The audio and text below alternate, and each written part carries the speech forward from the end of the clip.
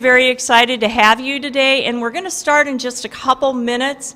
I realize there's a lot of people still going through the line, but if we probably are running a little late, so we need to move quickly and get started. And while I have your attention, I just want to announce I'm Diane Welsh. I'm your new division chair for the TIM division, and I'm very, very pleased at our turnout and having you in our division. Thank you so much for coming today. Our business meeting is tomorrow at Convention Center 103A, and that is at 5:30 to 6:30, and that will be followed by the best reception of all the divisions, and that is the TIM Social in Convention Center Room 109B. And usually the plan is we have tickets in the business meeting, so you definitely want to show up for both. And we're very, very excited about having you here, and we're just thrilled and honored to have Kathy Eisenhardt as our distinguished scholar this year. So we're going to start in about 2 minutes, so please be courteous when our program starts if you're still going through the line. Thank you very much.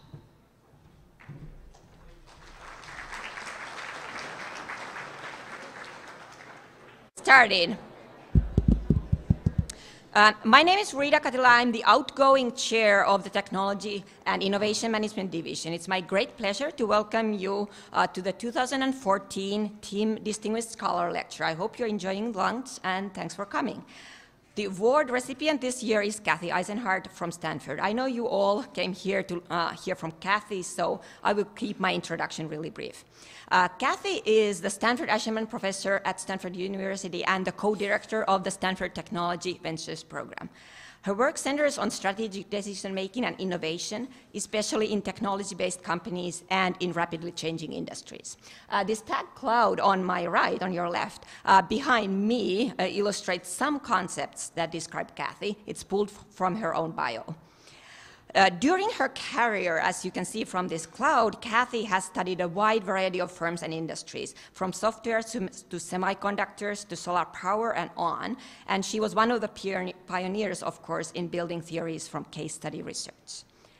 Kathy is also a fellow of the Academy of Management and a fellow of the Strategic Management Society. And last but not least, she was recently noted as the most cited research author in the domain of strategy and organization studies in the past 25 years. So to prepare for this introduction, I borrowed from Kathy's own playbook of grounded theory research, and I talked to 8 friends, colleagues, and former PhD students of Kathy's. So thanks to all of you 8, some of you are here, for taking the time. And after the talk, you have to ask Kathy why 6 to 8 is a significant and the magic optimal number of cases to study. So let me share some of the stories the 8 case subjects shared with me.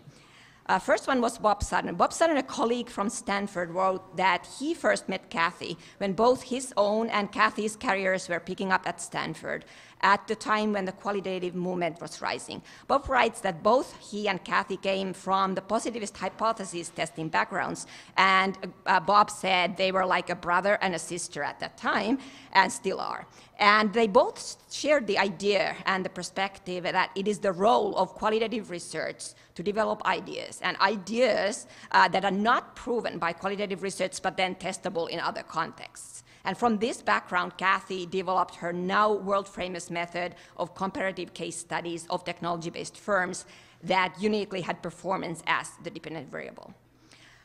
Tom Byers from the Stanford Technology Ventures Program and a friend wrote to me that Kathy is a wonderful colleague that has helped build out the Technology Ventures Program and is one of the most focused persons out there that he knows, immensely productive scholar who has accomplished research worth of at least 8 or 9 careers. She's also one of those rare academics who are both at the top of their research game and also terrific teachers.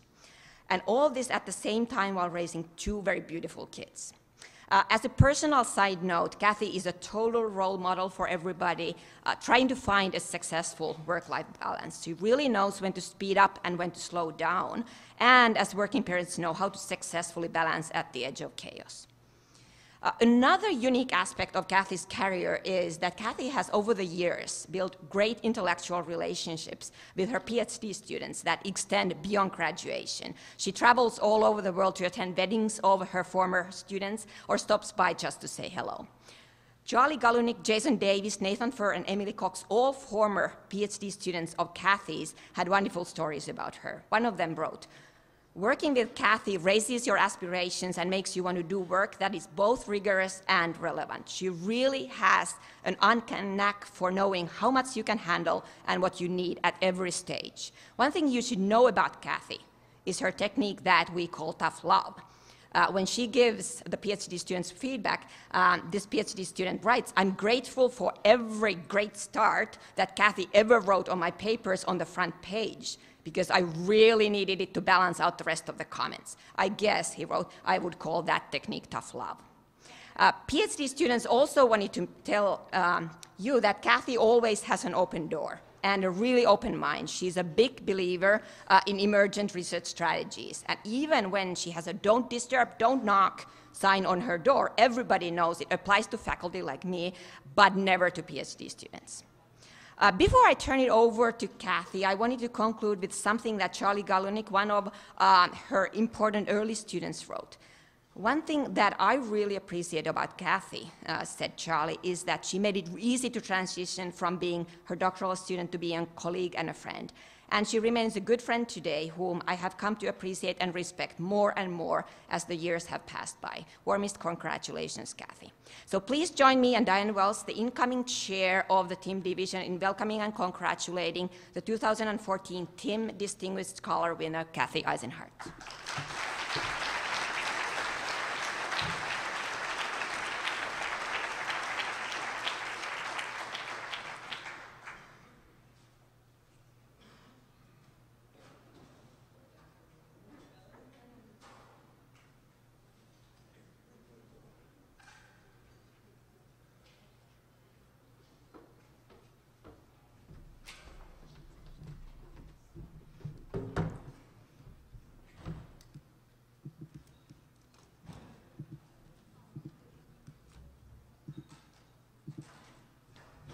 Should be ready to go.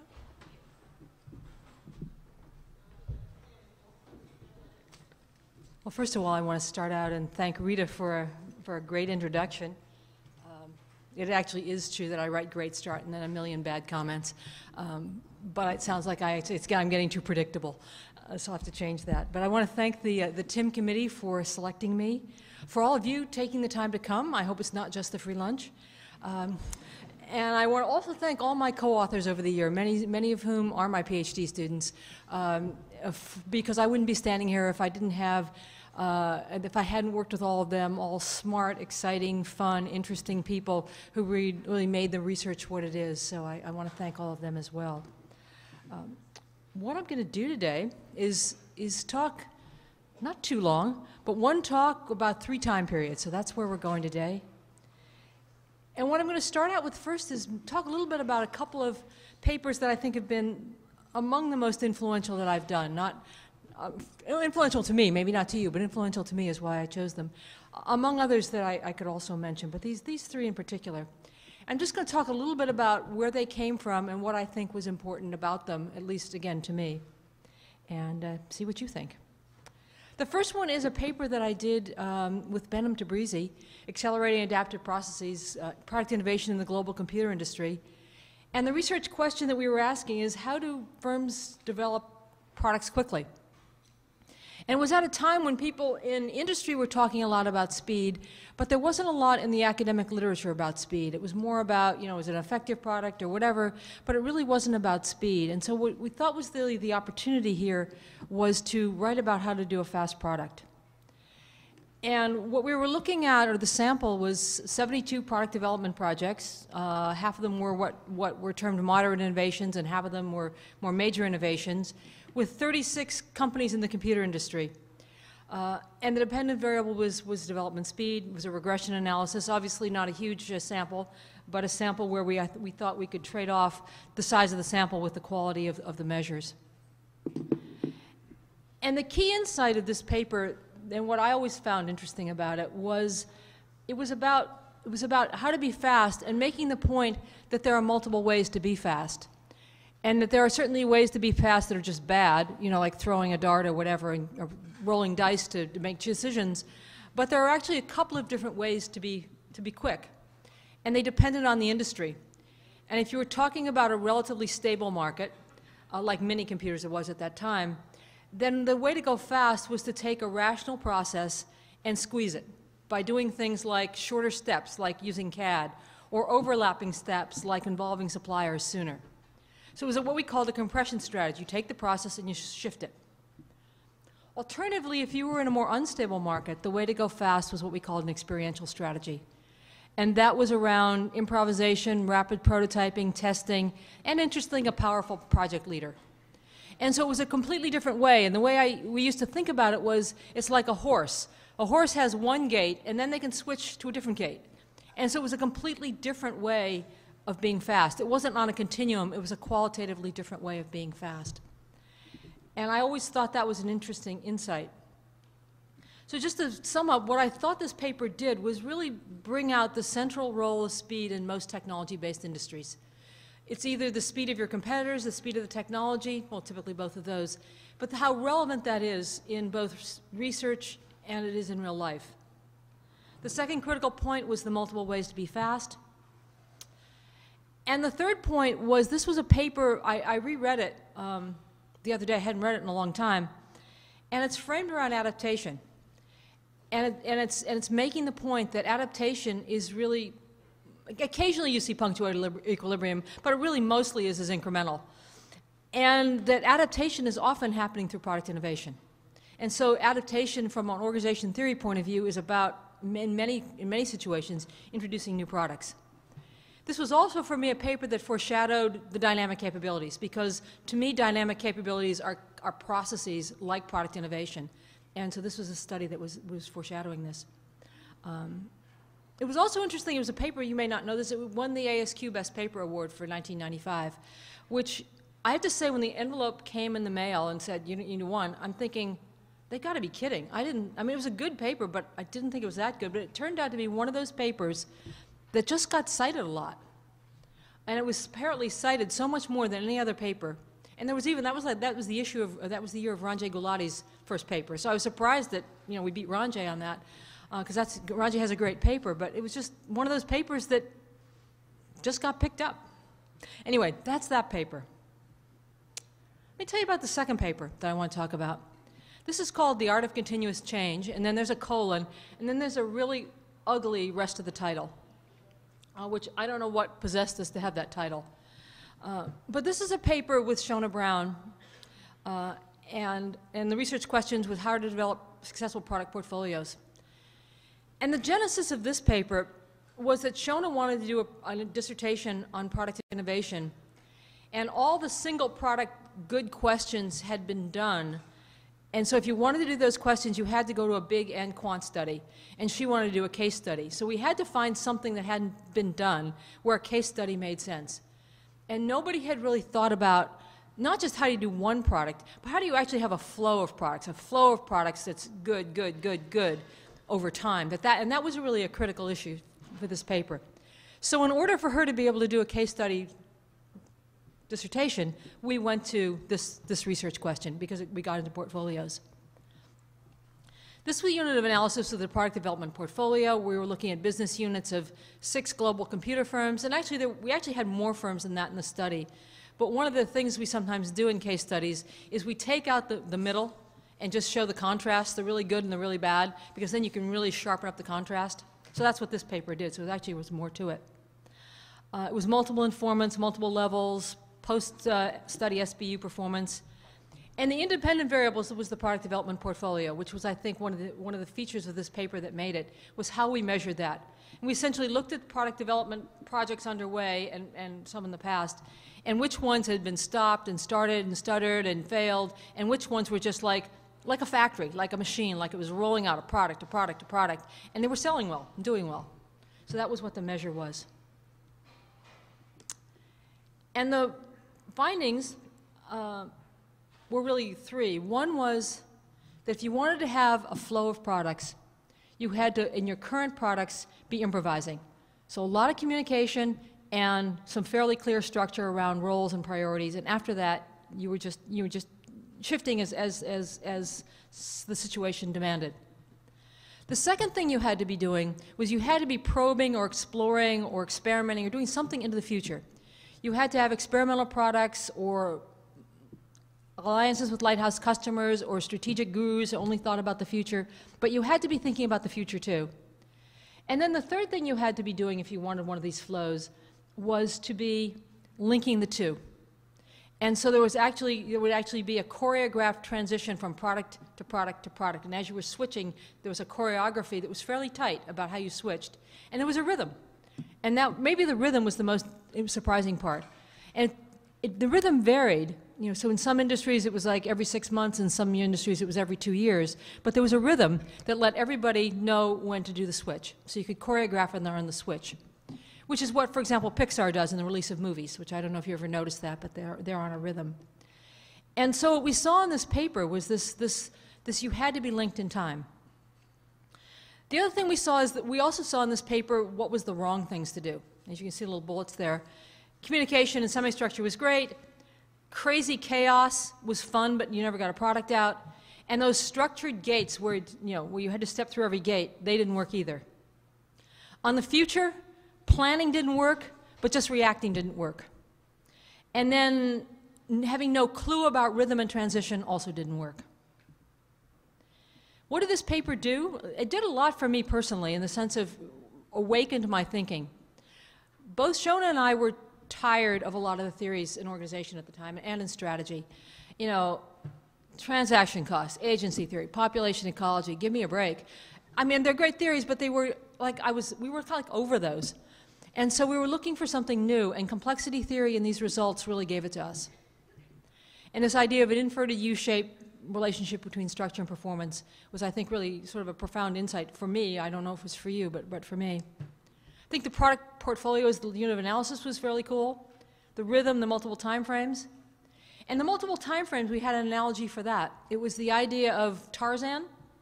Tarzan swing, if you want Tarzan to keep swinging through the trees, you've got to be in this current swing, you've got to transition, and you got to go to the next. So you got to be in the current, look ahead, and do it fairly tight transition so you don't fall off. And that was what these products look like.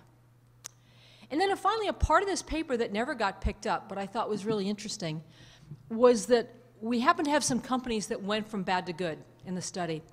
And it turned out that you had to learn the different parts of the process in an order. So you had to start with getting your present product development portfolio right, then you could do the future with the probing and the experiments, and then you could do the rhythms and the transitions. But you couldn't learn the process out of order, which I thought was an interesting point about building what came to be, I think, a dynamic capability. And the final paper I was going to talk about updates us quite a bit to something that Jason Davis and I did together. And here, I think what we tried to do, and what Jason, particularly Jason, wanted to do, was to update our thinking about product development to how do you actually, which I think is the more contemporary situation.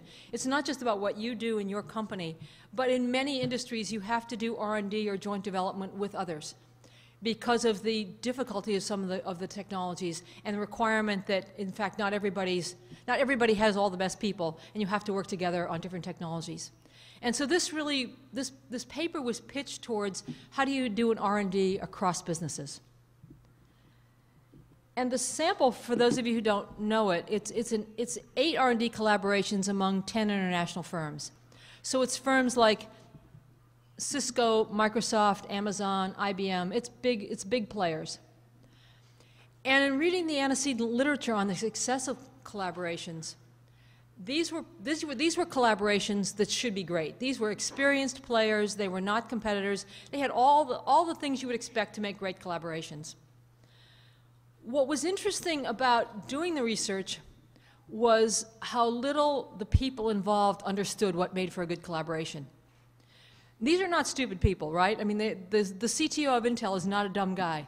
But they did not have a whole lot of insight into why sometimes their collaborations were great and sometimes they weren't, even when it was the same people in the same companies. And so that was kind of an eye-opener, I think, to me, that you couldn't just, they could go in and say something like, it's the people, or something like that, but then you look at the bad collaboration, it's the same people, so it's not really the people. So what was up? So that I think was what I thought was an interesting part of this paper. You can see it's a grounded case theory building kind of study, so I'll just leave it at that with the usual, you know, multi-method data collection. Let me tell you what the findings were, though. This was because I think this was interesting, is when you're talking about collaborations, the key to a successful collaborating was what was called at a meta level, rotating leadership. And the idea was that if you have two big partners, or even two small partners, but two sort of equal partners, the collaboration works when, let's say Mary's sitting in the front here, Mary Tripsis. Let's say we're working together. Mary takes it for a while, then it comes back, and then I take it for a while, and then it goes back to Mary. But when Mary's in charge, Mary is in charge, and she gets to take my grad students, and she gets to take it down her path. When I'm in charge, we go down my path. And that was the idea, that we switched leadership, that we would switch trajectories, so she might go in one direction, I might take it a slightly different one. She might go more of a Tim direction, I might go more of a strategy direction. And we might switch out who's on the team. So later on, you know, some people would switch in and out, although we would stay the same. And what that did was it get everybody buying in, because you were motivated, because you knew you had your chance. It also let the teams benefit from the creativity of the other company. So they might have some ideas, they see the problem in a new way, and they take it in a new direction. And it's also still an exciting project, so people want to be on it. So you get some mix in who the people are and some change on that. In contrast, what didn't work was a dominant style. If one side dominates and the other just goes along. That's demotivating, uninteresting, you never get quite the fresh perspective. If Mary's dominating our relationship, after a while, I'm like kind of over Mary, and I let her go, and meanwhile I'm working over with, you know, somebody else, you know, Francisco, because she's so bossy, as perhaps her children say, I don't know, but that's what happens. The second thing is, so we don't get the freshness, and it becomes an increasingly stable set of players on the team because no one's that interested in the project anymore. What was the surprise, though, was that consensus didn't work. And the problem with consensus was it was too much meat in the middle, half-baked, and took a long time. So we'd talk about it and talk about it and talk about it, and we'd sort of a compromise, and it wasn't really that good, and everybody was sick of compromising, and nobody enjoys a meeting anyway, and so consensus didn't work. And so what the real insight of this study was around this idea of this rotating leadership, to trade off who's in charge. And by the way, interesting at the end of the projects for a number of these companies, on the good projects, they would take the patents that were produced and they'd put them like in a bowl, and you just got to pick, like you get to pick one and then I get to pick one. You get to pick one, I get to pick one. So it's kind of an interesting and simple way of actually dividing up the intellectual property. What were the contributions? I think the contributions were not the huge contribution, but recognizing innovation outside the organization. We're obviously not the only ones who've done that. The rotating leadership, that oscillation of leadership, I think was very cool, at least to me it was. And that combination of understanding the leadership, understanding how the search process changed because of that leadership, and how it switched up the people that created freshness was all, I think, an interesting part of this study.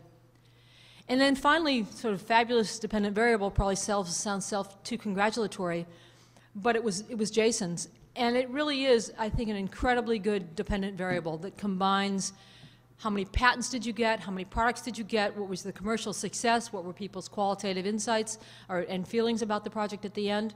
So we really felt like we captured, this was a great project, and this really was a dog, and we knew it on pretty much every dimension.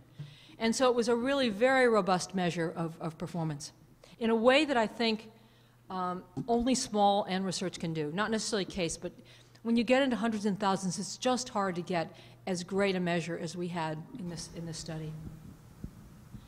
So overall, what are, I think, some of the themes of my work, what I think the central themes are, in sort of a retrospective sense?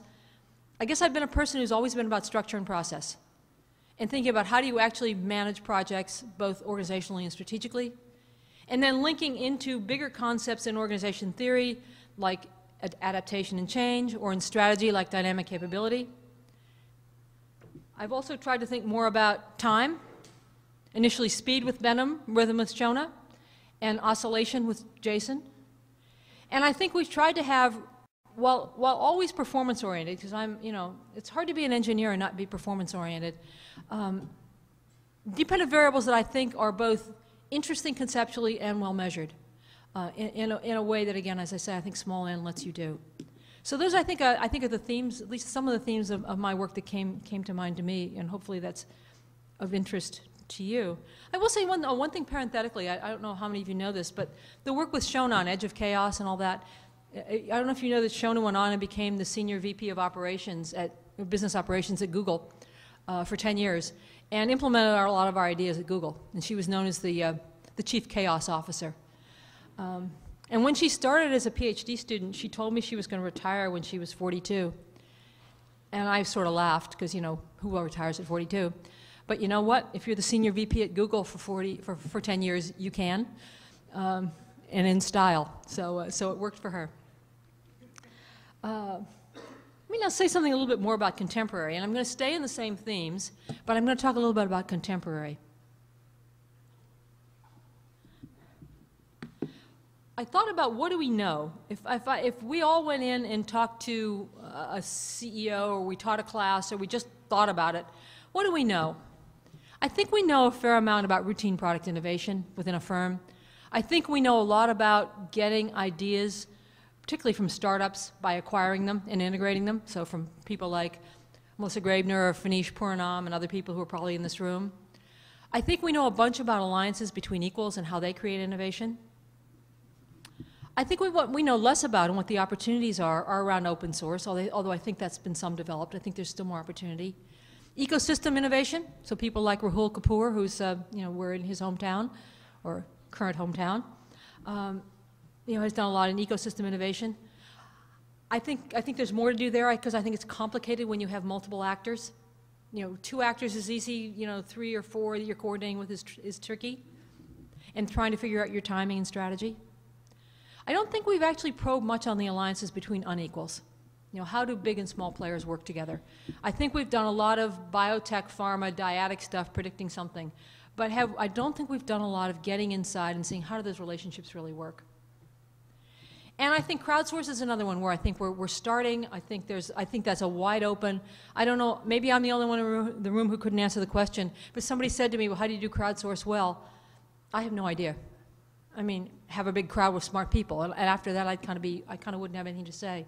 So I think that's a really wide open area for us to go into. Time. Time is still. I still think it's incredibly critical. It just doesn't get picked up much as a research topic. Maybe because it's hard. I don't know. But I do think some of the interesting things around time right now are people around exploiting old technologies.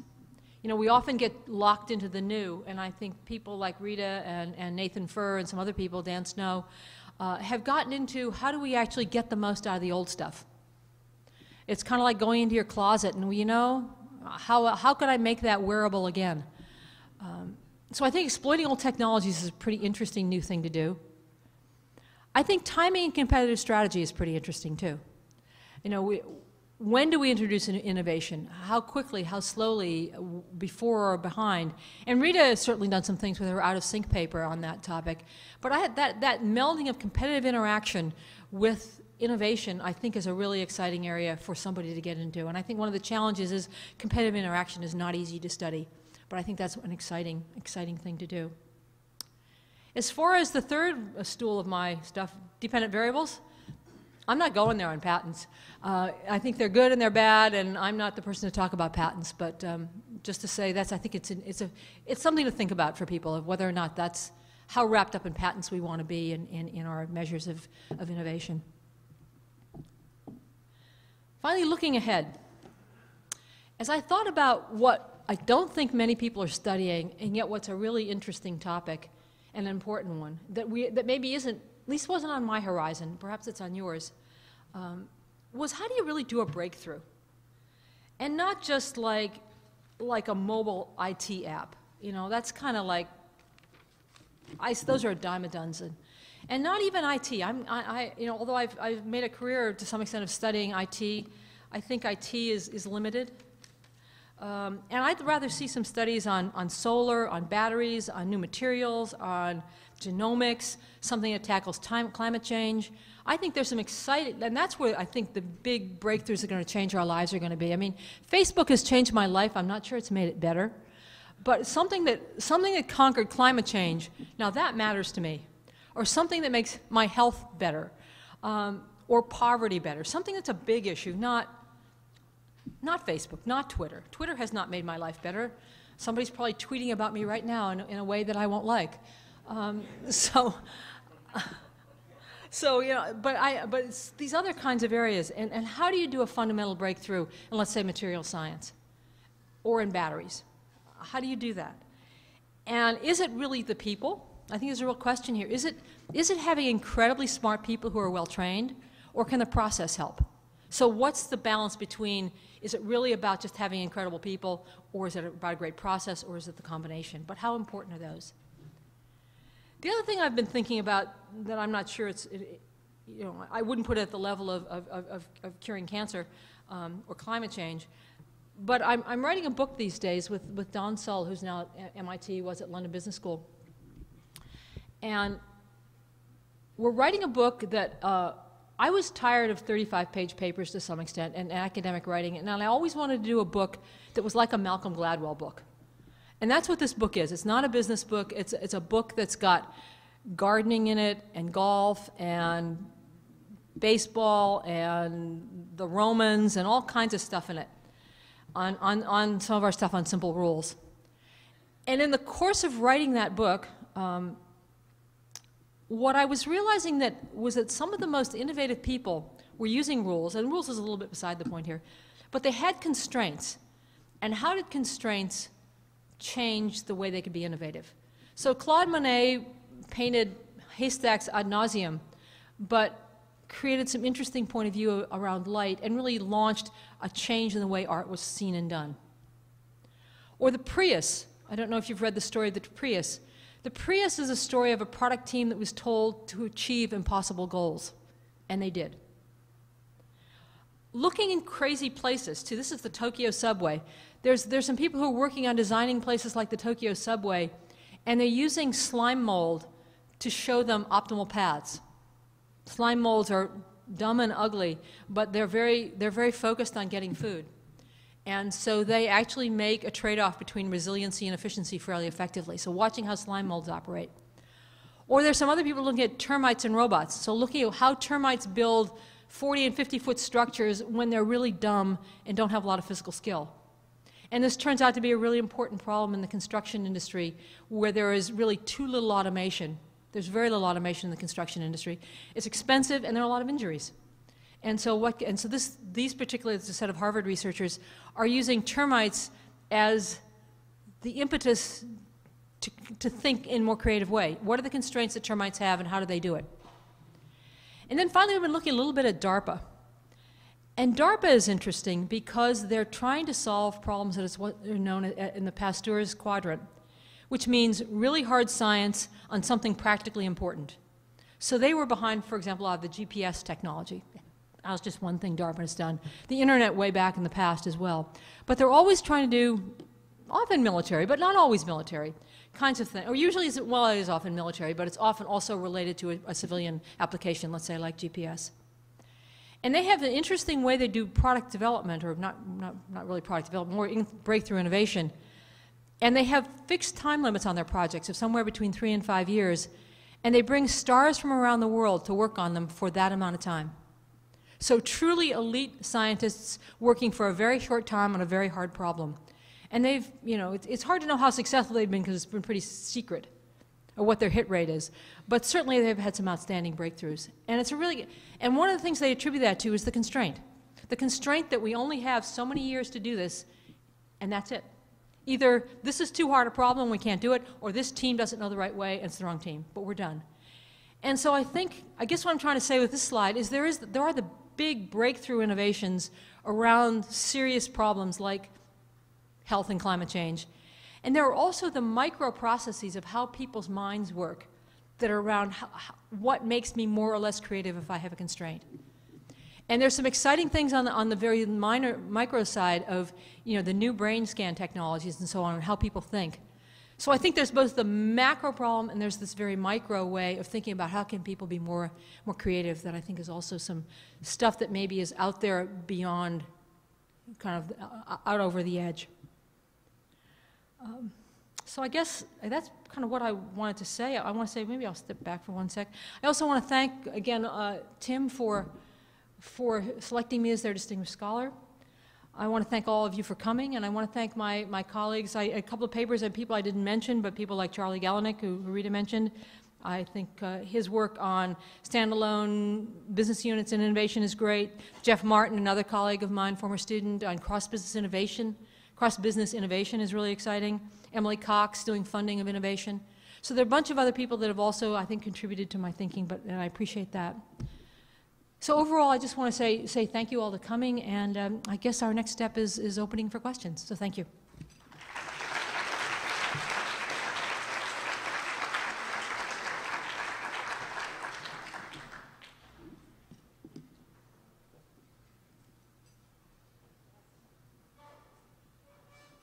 Testing.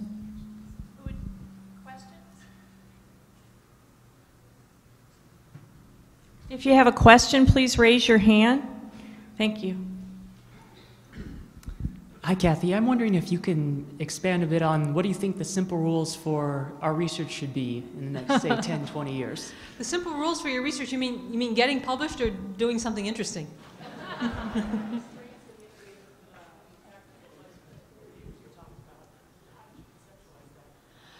I conceptualize, I mean, how did I conceptualize it at the time? Oh, I didn't touch research in our book, but I probably should. No, I think I've been fortunate in working with really great doctoral students who very often have been the people who come up with their passion. So like many of you probably know Chris Bingham now at University of North Carolina. He was an international relations major and he always wanted to study internationalizing. And we did. It's just that then became strategy and heuristics and that sort of stuff. So I am not a very good person as far as coming up with my own, I work with stuff on the paper already and work with people who have an idea and then I kind of can go with it. So that's maybe mine. And then my other is, in the pragmatic sense of getting published, it's all about the reviewers and the 3 people you get.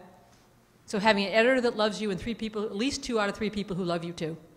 And after that, and you have a good paper, obviously, but that's kind of the key. That's my simple rule for that, and I don't know how you get that exactly, but I know that's my rule.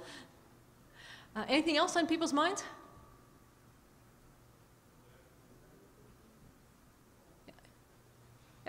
Go ahead and shout out, or the microphone is coming.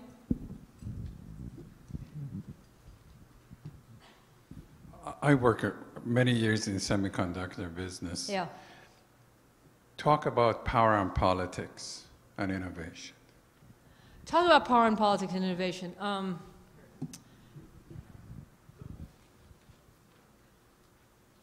do I want to say about that? There is power in politics and innovation. There's no doubt about that. And there's no doubt that you have to have, I haven't studied them personally, but I know other people have, the idea of a politically savvy product champion or innovation champion.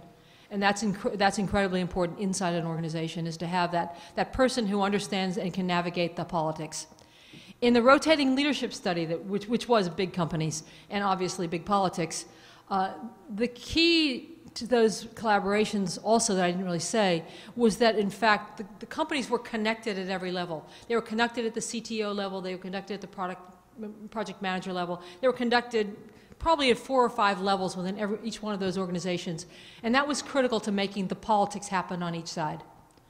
So I don't have hugely more to say than that, other than somebody who's running interference on the politics. And then when you're talking about those collaborations, probably within organizations as well, that having multiple levels of people taking care of the politics is essential.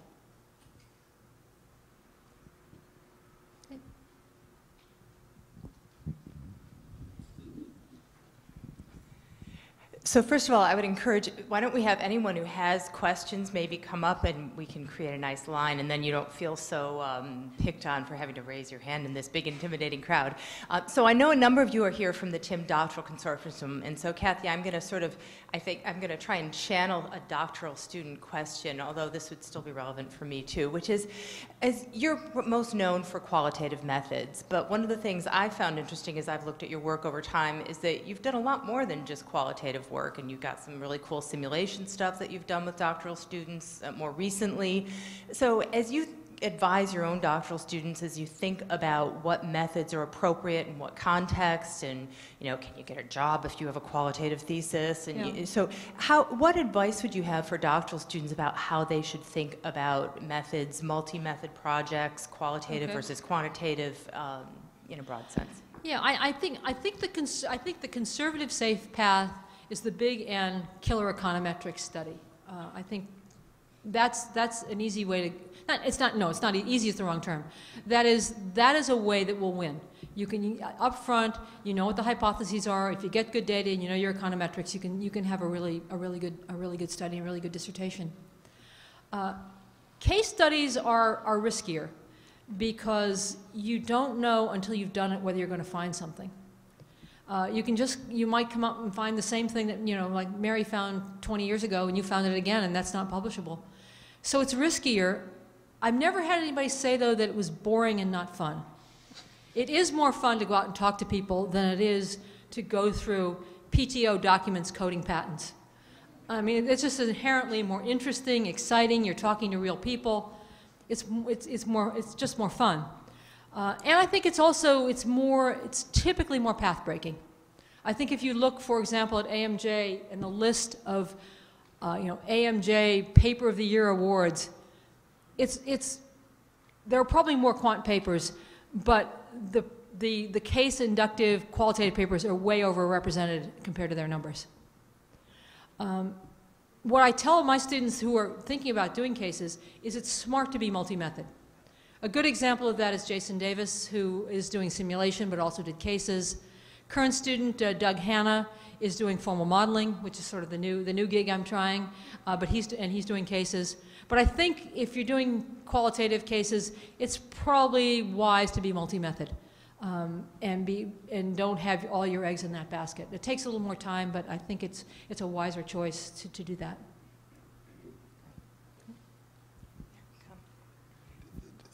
Hi, thanks for the talk. I'm going to talk about the last point that you made about the constraints and innovation. Yeah. Anything that you wanted to say about management constraints? So I quite like the idea of looking at this in a broad sense and writing, a kind of popular book, which would be great.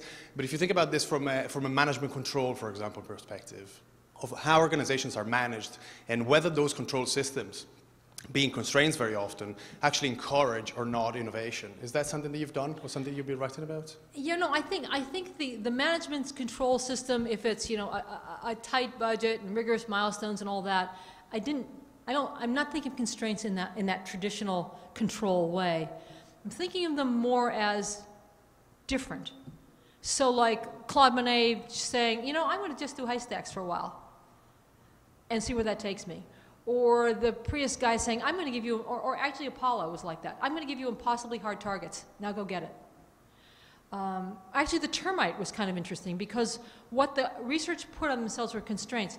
Our robot has to be really dumb and not be very physically able. Therefore, how do we, within those constraints, how do we design something interesting? So I'm thinking about constraints that way. I don't have a lot of information about what makes a good constraint or a bad constraint. I've just been in the course of writing this being struck by that and say, that's something we haven't probed about how a constraint, not like the traditional, like your boss is on top of you kind of constraint, but a different kind of a constraint, how that might reframe the way people think, people and groups think. So that's where I'm going with it. Okay, speaking of the case study, our team member do all the case study and we read every paper of you. And we know that the case study is often a phenomenon-oriented study. We noticed that there are a lot of theories can explain the phenomenon, but we cannot find the most proper theory to do our theoretical contribution. But in your every paper, the theory contribution is so obvious and so not incremental. It's very huge. So I'm confused that how can you find the most proper theory to explain the phenomenon and do the theoretical contribution? Thank you very much. Yeah, I think what's happened in this kind of research is the bar has changed over the years.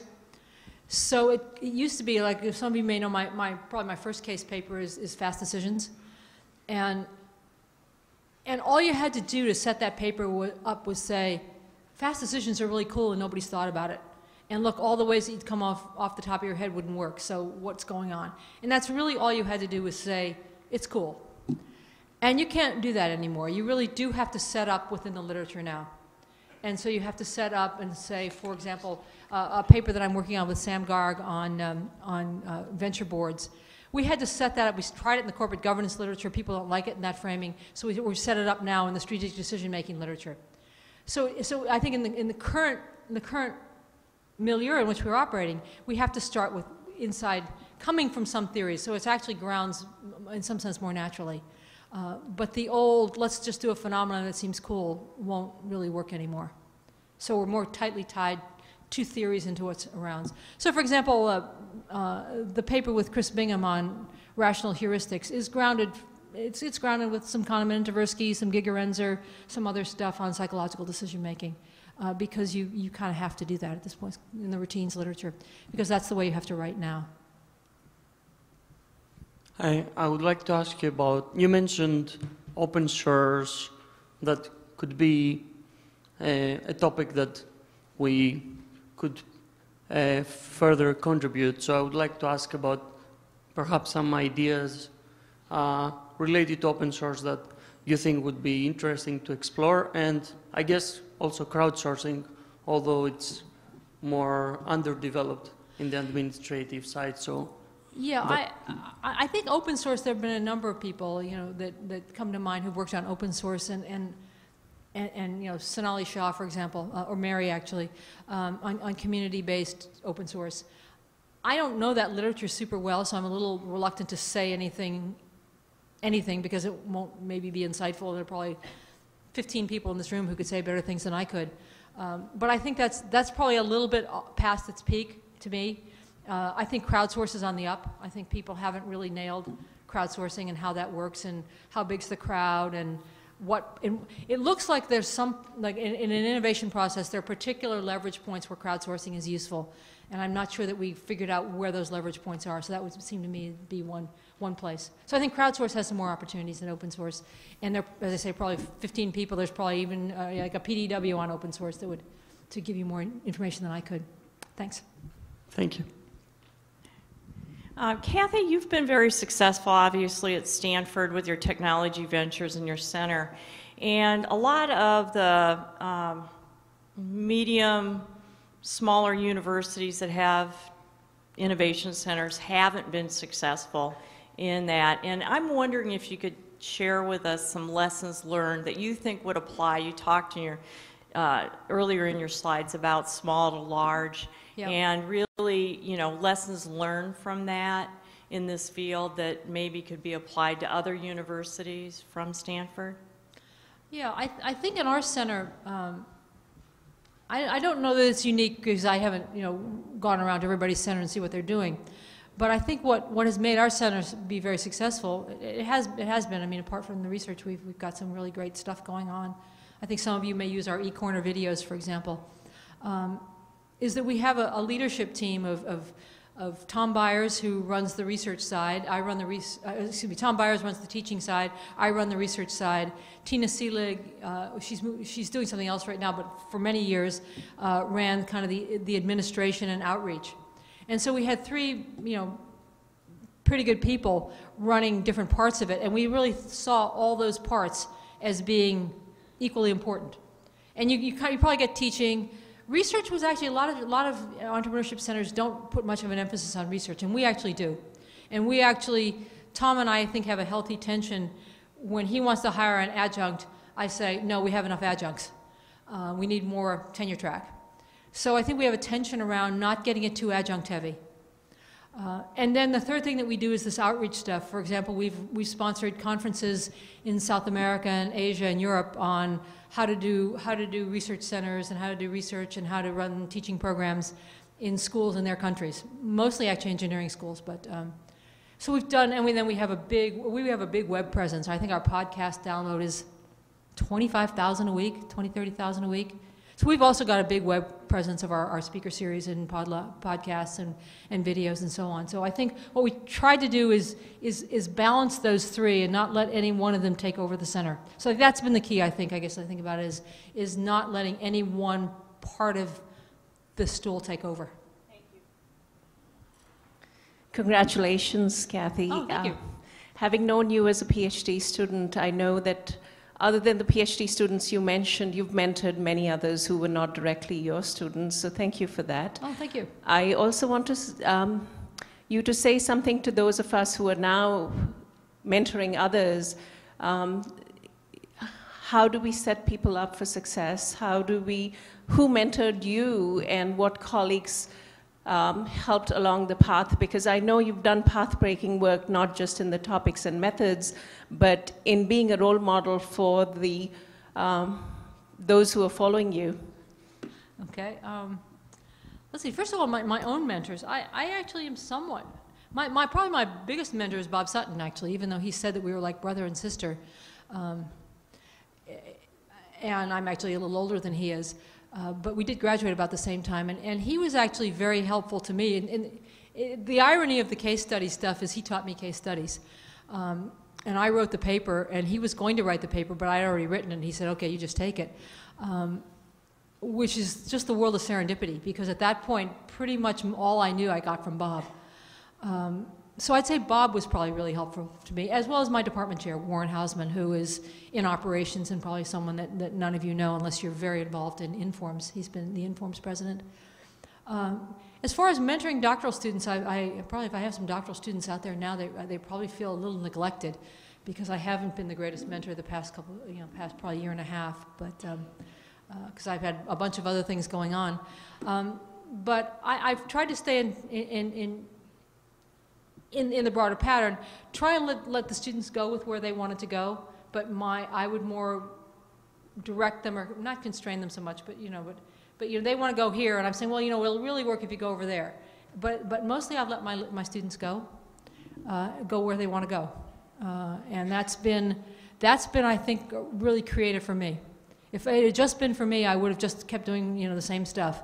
And it was the students. It was like it's like rotating leadership. The value of rotating leadership was when you rotate, you go somewhere else, and that's what the students did for me. Is I went other places. So I think that was helpful for them, and it was helpful for me. So those are maybe the things I would say about that. Oh, the other thing, and this is just a really concrete thing, is I'm very big on a lit review. Like before you start your dissertation, you do a lit review, and you know backwards and forwards everything about your topic, so that you can really then say that's where the holes are. Because if you don't know the literature up front, you're not going to go in the right path, and then you're not going to be able to publish very well. So I'm in just a very practical thing, I'm very big on doing lit reviews. Even though, darn it, you can't get them published. Anybody else or anything else? Hi, Kathy. Hey, Nathan. Hey. So, looking back on a great career, I'm just curious what you might have done differently, what you might have done less of, and what you might have done more of. Oh, less and more.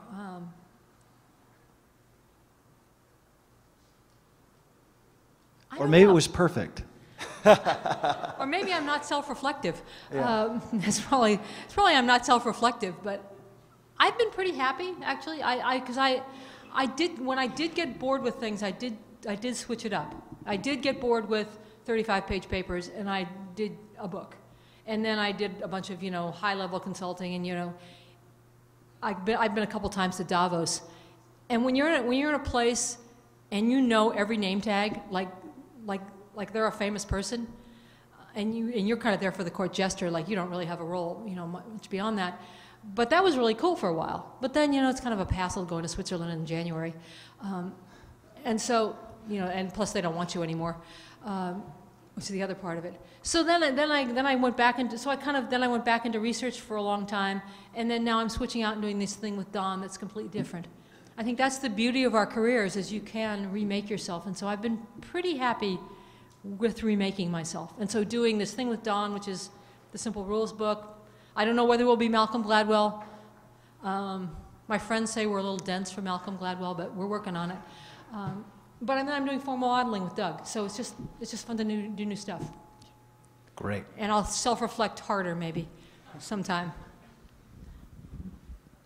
Okay, any more questions? I wanted to thank Kathy for a great talk and great Q&A. Thanks all our members for coming to see us today, and hope you will join us tomorrow, as Diane mentioned earlier, for the business meeting and social. So let's give a big round of applause to Kathy.